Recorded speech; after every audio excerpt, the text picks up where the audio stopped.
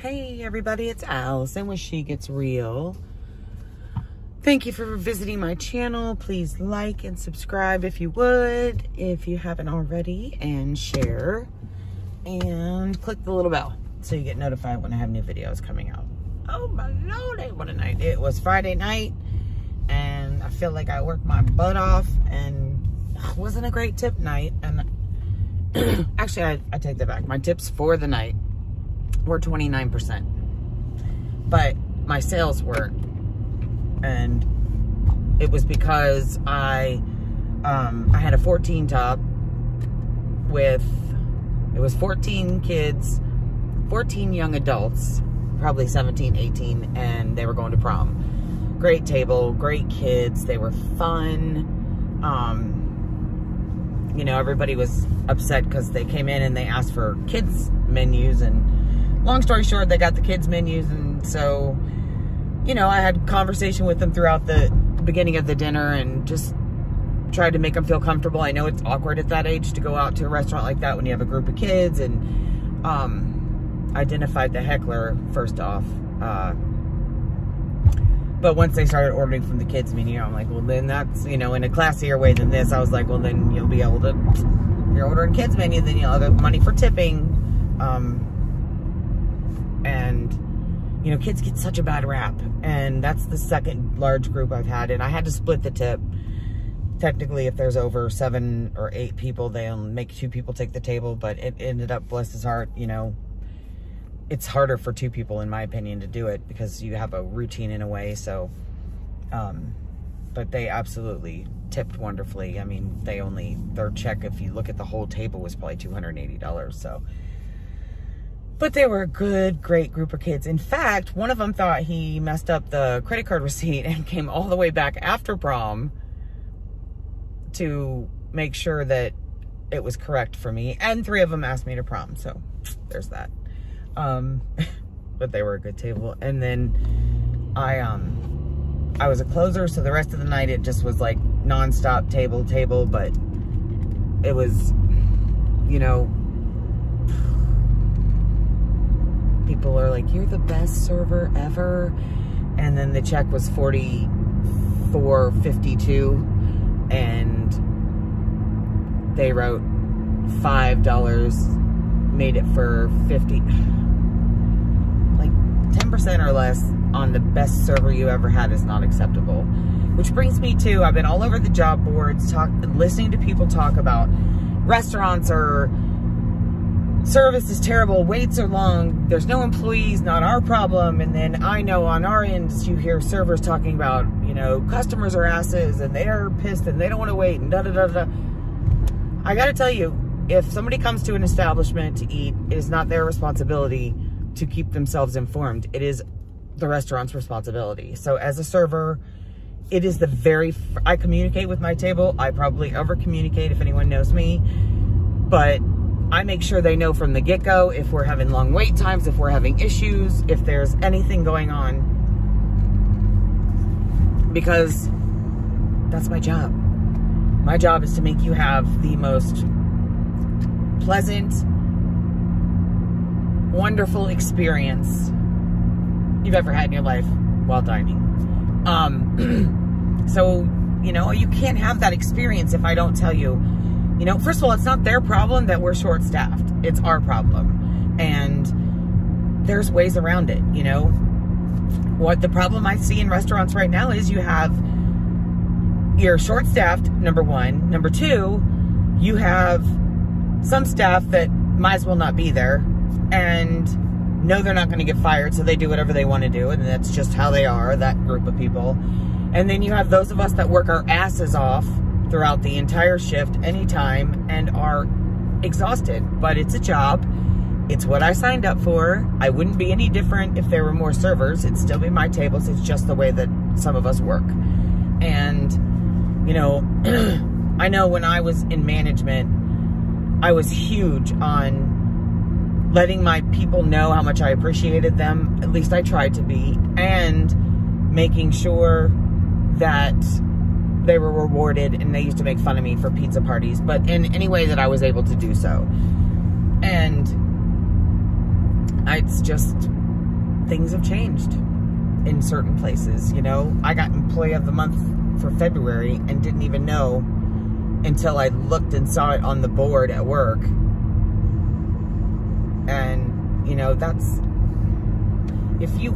I'm one of those people that likes to be told, you know, hey, keep it up, or, you know, I don't do things to be noticed, but I do well with reinforcement. It's not, I don't think it's an all or nothing. Like, I don't not produce if I'm not reinforced, and I certainly don't need it to do the job I'm going to do anyway, but it's nice to hear.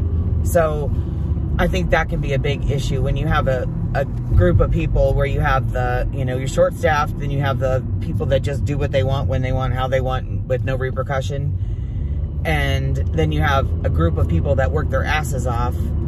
At some point there has to be a give and take. And, you know, because I don't know what I've done, but my knee is 67 times, I exaggerate, huger than it's supposed to be. But A, I need the money, and B, you know, it's busy season. I'm not going to not be at work, but those are the kind of things that just make the little difference to some of us. So, I don't know. It's frustrating to see all these people saying that they don't serve, they don't do this, they don't do that, they're going to stay home, they're going to collect the unemployment, because even the jobs, you know, I've seen people say, I don't do that, you know. Well, you don't do what? Work? I wasn't a server. I don't have a problem being, I'll do whatever it takes to, you know. Part of that is I put myself in this position through the, you know, with choices and the consequences and the results of all my actions and decisions over the years. So I am where I'm at. I'm doing everything I can to get to another place. But I got to tell you, I thoroughly enjoy talking to my customers and the people that I get to interact with on a daily basis at work. And so if I could make a good living being a server and physically do it all the time, I absolutely would. So it's our responsibility, I think, in the community of serving, to keep your people informed. You know, like I said, I had a girl that turned 21 a couple of months ago, and she was like, drinks were taking forever. And she's like, well, how long do you think it'll be? And I was like, well, we might want to get another candle, and we might be celebrating your 22nd birthday by the time you're drinking, sir. I'm just saying. I mean, you know, we thought it was funny. We laughed. We moved on. But it broke the ice. It, you know, it was a, you know, fun way for me to make sure she knew things are taking a while. And I will let my customers know from the beginning, from the time they sit down. You know, it's the age-old, we've talked about it a million times, the kitchen. You know, when you don't have a good, solid core of respect for the positions in the restaurant, like I've talked about my customer service thing, you don't have to like the people, you don't have to respect the people, but you do have to, you should respect the position. You know, as a cook, there should always be in the back of your head, you know, everything you do is a direct reflection of my pocket, the tip that I'm going to make. So, because as much as I think that people should tip based on service alone, it's not the way it works most of the time. So, and, you know, it is what it is. But as far as the industry goes, it's sad. I see these restaurants closing or altering their hours because there's not enough people. And I see people get on there and they're like, I want a job. And then right now, if you get on the job boards and post you want to work, within 5 minutes, there's people offering you a bonus to come to work, to pick you up, to take you to work. You know, it's like you don't have to fill out an application anymore. You just have to put on there you want to work and they'll come after you. So, I don't know. It's kind of scary and sad at the same time. But then tables like my table with the kids tonight gave me hope. They were a great group of kids. They were funny. They were witty. They had sense of humor. They had communication skills. And, you know, the class ass was in that group. And I kind of tended to be that person always in the middle of something. And he was hilarious. And they were just a good group of kids. They came from good parents, I'm assuming, because they were great kids. They were respectful. They could hold a conversation. And, you know, like I said, one of them came back and I was like, you came all the way back here? And he was like, yes, yes. And that's rare, at least in my experience. And I've had some really good experiences with kids. I had a great 4-top last night of 20-year-olds. And we had a great time. And So it's a great experience getting to have that kind of time with customers and meet new people. So just want to make a difference, and I want to make people's dining experience excellent. No matter what their food is like, which the restaurant I work at, I love the food there. But I want their experience to be wonderful. I want the whole atmosphere to be wonderful. So anyway, that's where I'm at. I'm going to close up the customer service share with this. And I had a couple emails. I'm trying to figure out what I'm going to do on. I love doing YouTube. I just, you know, I don't know if I'm reaching the right people, and my poor little viewers are loyal. We need some new peeps so we can stay on and doing it. So we'll see what comes up in the next. I cut off some of my social media, and I'm trying to focus on the core tasks at hand.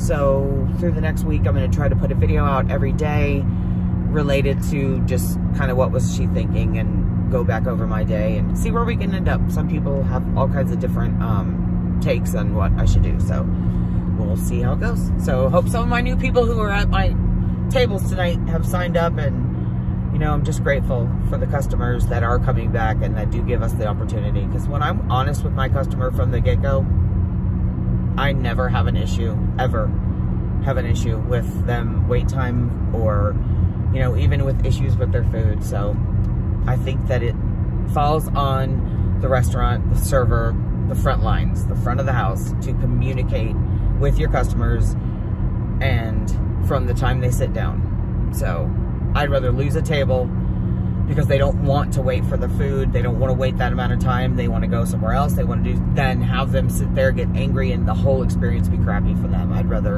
it go the other way. So have a good night. I'll talk to you guys soon. Hopefully it's 1:11. Ooh, 1:11, good numbers, in the morning. So I'm just heading home.